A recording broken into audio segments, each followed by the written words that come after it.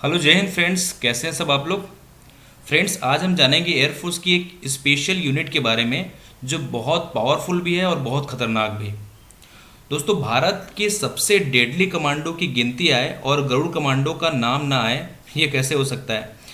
चलिए, आज हम आपको गरुड़ गरुड़ कमांडो बनने की पूरी कहानी, पूरा जो एडमिशन प्रोसेस की पूरी जानकारी आपको इस वीडियो के माध्यम से देते हैं। तो आप लोग अंत तक इस वीडियो में बने रहिएगा। दोस्तों, गरुड़ कमांडो इंडियन एयरफोर्स की स्पेशल यूनिट है। इसका गठन 6 फरवरी सन 2004 को हुआ था और वर्तमान में इसमें 1500 से भी ज़्यादा कमांडो देश के अलग अलग कोने में तैनात हैं, कार्यरत। इसके गठन के पीछे की जानकारी आपको दूंगा दोस्तों, तो आपको गर्व होगा इस स्पेशल फोर्स के बारे में कि सन 2001 में जो एयरफोर्स के जो जम्मू और कश्मीर जो बेस है उस पर टेररिस्ट अटैक हुआ था। इस टेररिस्ट अटैक के बाद जो है कमांडर को लगने लग गया कि हमारे एयरफोर्स में कुछ एक ऐसी स्पेशल यूनिट होनी चाहिए जो ऐसे क्रिटिकल सिचुएशन का सामना कर सके, और एक ऐसा स्पेशल फोर्स होना चाहिए जिसके नाम से ही दुश्मन थर्रा उठे। शेर के समान अदम्य साहस रखने वाली इस यूनिट को पहले टाइगर फोर्स का नाम दिया गया था, बाद में इसका नाम बदलकर गरुड़ फोर्स रख दिया गया। ये गरुड़ फोर्स बिल्कुल आर्मी के पैरा कमांडो और नेवी के मार्कोस के बराबर ही ताकतवर और शौर्यवान थी। दोस्तों, आज इसकी भर्ती प्रक्रिया के बारे में पूरी जानकारी आपको देते हैं। दोस्तों, पठानकोट एयरपोर्ट बेस पर जब हमला हुआ था एयरफोर्स के, तो उसके बाद जो एयरफोर्स जो है इस यूनिट में लगातार कमांडो की संख्या को बढ़ा रहा है। तो ये आपके पास गोल्डन चांस है कि आप अपने आप को भी एक कमांडो के रूप में दिखना चाहते हैं, तो आपके लिए बहुत बढ़िया चांस है, क्योंकि डायरेक्ट कमांडो रिक्रूटमेंट के लिए इससे बेहतर रास्ता और आपको भारत में किसी भी कोई भी एग्ज़ाम में नहीं मिले। तो दोस्तों, ऑनलाइन इसकी रिक्रूटमेंट नहीं निकलती। इसका जो है डायरेक्ट आपके स्टेट में जो है एयरफोर्स की टीम आती है और आपका एग्ज़ाम कंडक्ट कराती है। आपका स्टेट यदि मान लो 30 जिलों से बना हुआ है, तो अलग अलग जिलों के हिसाब से 15-15 जिलों के हिसाब से उसको 2 भागों में बांट देती है, और 15 जिले का एक बार एक पर्टिकुलर डेट पे, फिर दूसरा डेट एक और देती है दूसरे ग्रुप के लिए। तो इस आपको आपके पास एक इन्फॉर्मेशन आ जाएगा, आप इस ज़िले के हिसाब से तो अपना पूरा डॉक्यूमेंट आपको ले करके वहाँ पर जाना है। लेकिन डॉक्यूमेंट ले जाने से पहले आप कुछ अपने आप को भांप लीजिए, क्या क्या आप जो है क्या इन पैरामीटर पे आप फिट बैठते हैं। तो पहले आप देख लीजिए कि आप क्या उसी स्टेट के निवासी हैं जिस स्टेट में गरुड़ कमांडो की भर्ती रैली आई है। दूसरा देखिए, ओनली इसमें मेल कैंडिडेट पार्टिसिपेट कर पाएंगे। यदि मान लो स्टेट के आप सिटीजन हैं तो आप फीमेल हैं तो आप इसमें पार्टिसिपेट नहीं कर पाएंगे। आपका जो चेस्ट है वो एबव 80 सेंटीमीटर, मिनिमम 80 सेंटीमीटर होना चाहिए। फुलाने पर जो है 5 सेंटीमीटर कम से कम फूलना चाहिए। यदि 80 सेंटीमीटर के ज़्यादा है आपका चेस्ट तो उससे कोई प्रॉब्लम नहीं है। हाइट जो है आपकी 168 सेंटीमीटर स्टैंडर्ड मापी गई है, लेकिन 168 से ऊपर है हाइट तो कोई प्रॉब्लम नहीं है, लेकिन ये स्टेट के हिसाब से बदलते रहते हैं। वेट चार्ट आप इंटरनेट से डाउनलोड कर सकते हैं। एज पर हाइट, आपकी जितनी हाइट है उसके हिसाब से आपका वेट होना चाहिए। एज लिमिट इसमें दिया गया है 18 से 21 वर्ष। यदि आप 21 वर्ष से ज़्यादा है, 18 वर्ष से कम है, तो आप इस एग्ज़ाम को दिला नहीं पाएंगे। और ये सबसे इम्पॉर्टेंट जो पॉइंट है, 12वीं पास होना चाहिए आपको जो है 50% मार्क्स से, चाहे आप किसी भी स्ट्रीम से हों, चाहे वो बायो हो, चाहे मैथ्स हो, चाहे आर्ट्स हो, चाहे कॉमर्स हो, आप किसी भी फील्ड से हों, वो मैटर नहीं करता। लेकिन आप इंग्लिश में जो है आपका 50% होना एकदम कंपलसरी और अनिवार्य है। तो इसके बाद ये सब चीज़ मान लो आपके पास योग्यता है दोस्तों, तो आप नेक्स्ट फेज़ की ओर जाते हैं। इस नेक्स्ट फेज़ का नाम जो है उस होता है डॉक्यूमेंट वेरिफिकेशन।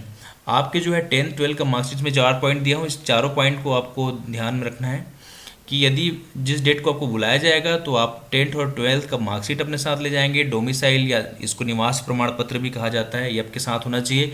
आधार कार्ड आपके पास ओरिजिनल होना चाहिए। 10 पासपोर्ट साइज़ जो कि रिसेंट खिंचवाई गई हो आपके पास में तुरंत की, वो 10 पासपोर्ट साइज़ फ़ोटो आपके साथ होनी चाहिए। यदि आपके पास ये डॉक्यूमेंट्स वेरिफिकेशन होता है, उसके बाद 5 मिनट का आपको समय दिया जाता है। 5-10 मिनट के समय के बाद आपको जो है 100-100 के ग्रुप में बांट दिया जाता है। 100-100 के ग्रुप, 50-50 के ग्रुप, या फिर वो 150-150 के स्टूडेंट का ग्रुप भी हो सकता है। जितने सारे ज़्यादा स्टूडेंट आए हैं तो ये ग्रुप थोड़ा सा बड़ा हो जाता है। इस ग्रुप में आपको डिवाइड करने के बाद सबसे पहला जो का टास्क होगा दोस्तों आपके लिए वो है रनिंग होगा। रनिंग 1600 मीटर आपको दौड़ाया जाएगा, चाहे वो कभी कभी मान लो आपको राउंड शेप मान लो ग्राउंड नहीं है तो आपको सीधा सीधा रोड पे भी दौड़ाया जा सकता है। तो ये 1600 मीटर की जो रनिंग है आपको 5 मिनट 40 सेकेंड में तय करनी है। यदि आप 5 मिनट 40 सेकेंड में इसको तय कर लेते हैं तो आपको दूसरे जो इवेंट के लिए आपको बुलाया जाता है, जिसमें सिटअप, पुलअप और पुशअप शामिल हैं। यदि आप रनिंग में फेल हो जाते हैं तो इमीडिएटली आपको वहाँ से बाहर कर दिया जाता है। यदि रनिंग में पास हो जाते हैं तो उसके सिटअप के लिए आएंगे, आपको 20 सिटअप मारने हैं, पुलअप आपको 8 मारना है और पुशअप आपको 20 मारना है। यदि देखो, मैं अपने पर्सनल एक्सपीरियंस से बोल रहा हूँ दोस्तों, इसमें रनिंग सबसे टफ चीज़ होती है। यदि आप रनिंग अच्छे से निकाल लेते हैं तो आप बाकी जो इवेंट्स को बहुत आसानी से निकाल सकते हैं। एक पुलअप कई लोगों के लिए थोड़ा सा मुश्किल जाता है, तो पुलअप की भी आप प्रैक्टिस करते रहें। चलिए नेक्स्ट देखते हैं। इसके बाद मान लो ये तीनों चारों फेज को आप आपको फिजिकल को क्रॉस कर जाते हैं, उसके बाद आपका जो है रिटन टेस्ट होता है। रिटन एग्ज़ाम में आपको आपके फिजिकल के बाद कुछ समय आपको दिया जाएगा आपको फ्रेश होने के लिए। उसके बाद जो है आप रिटन एग्ज़ाम के लिए बैठेंगे। रिटन एग्ज़ाम में आपको 50 क्वेश्चन दिया जाएगा और टोटल टाइम दिया जाएगा आपको 45 मिनट्स। इस पूरे पेपर में जो है आपको ऑब्जेक्टिव टाइप के प्रश्न मिलेंगे। इस ऑब्जेक्टिव टाइप के क्वेश्चन पेपर में 30 नंबर जो है रागा का होगा और जो है 20 जो है इंग्लिश का होगा। ये रागा क्या होता है, इसमें रागा में जो है मैथमेटिक्स, रीजनिंग और जनरल अवेयरनेस की जो टॉपिक होते हैं इसमें दिए रहते हैं। ये 45 मिनट में आपको जो पेपर सॉल्व करने होंगे, पेपर ज़्यादा टफ नहीं होते, बहुत बेस लेवल के जो वाई ग्रुप का पेपर होता है बिल्कुल एज इट इज़ ये पेपर होता है। जैसे आप वाई ग्रुप एयरफोर्स का जानते होंगे, ज़्यादा कठिन परीक्षा नहीं होती, बहुत आसानी से इसको आप क्लियर कर पाते हैं। यदि आप इस फेज़ को क्लियर कर गए तो आपको एक दूसरे फेज़ की ओर आगे बढ़ना पड़ता है, जिसको कहते हैं एडॉप्टिबिलिटी टेस्ट 1।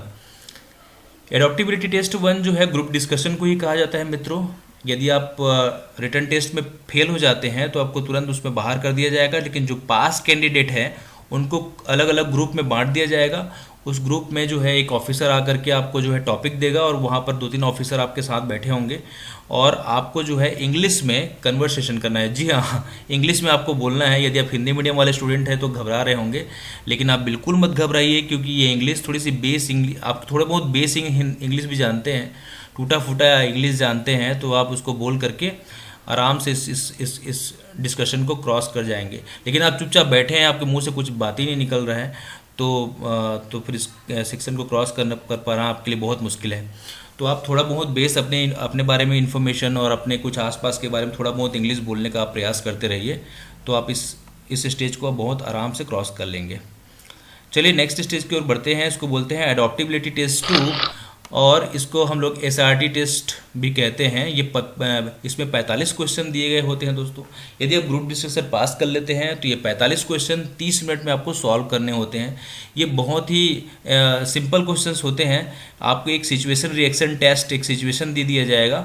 जैसे क्वेश्चन में दिया गया है कि यदि मान लो कोई एक्सीडेंट होता है, आपने देख लिया, और वो जो आदमी है जो बहुत सीरियसली जो है इंजर्ड है या बहुत ज़्यादा उसको चोट लगा हुआ है, तो आप पहले क्या करेंगे, आप पुलिस को बुलाएंगे कि आपको उस पर्सन को जो है पास वाले हॉस्पिटल में ले जाएंगे।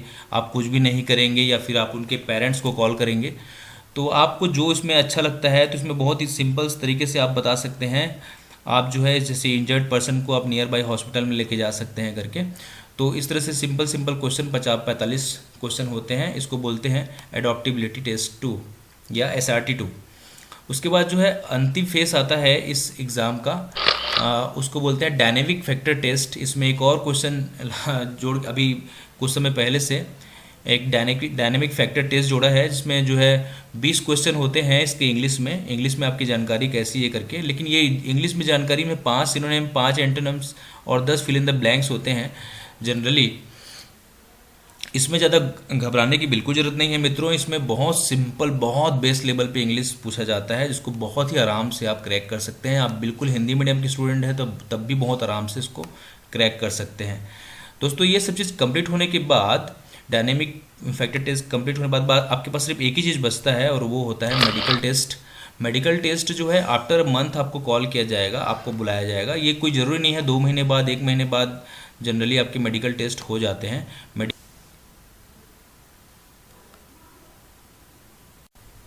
दोस्तों यदि आप मेडिकल टेस्ट में फेल होते हैं तो आपको रीमेडिकल दे दिया जाता है, और पास हुए तो आपको ग्रीन कार्ड मिलता है। लेकिन रीमेडिकल के रिजल्ट आने के बाद फाइनल सिलेक्शन का चार्ट निकलता है।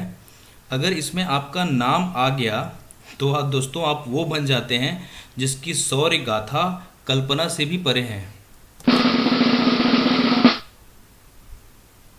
दोस्तों गरुड़ कमांडो बनने के बाद आपके पास वो हर चीज़ होती है जो करोड़ों युवाओं का सपना होता है, जैसे कि स्मार्ट सैलरी, कैंटीन फैसिलिटी, पूरे परिवार की मेडिकल फैसिलिटी, पेंशन फैसिलिटी और भी बहुत सारे इसमें फैसिलिटी एडेड होते हैं।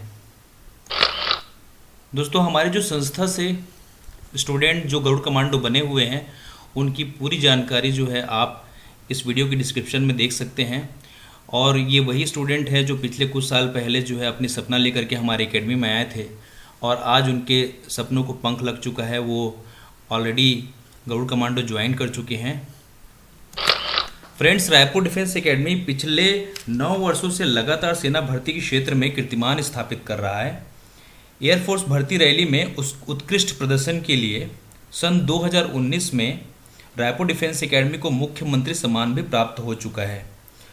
दोस्तों अगर आपका भी यह सपना है कि यह इस बैच को आप पा सकें तो संपूर्ण तैयारी के लिए आप हमें कभी भी संपर्क कर सकते हैं।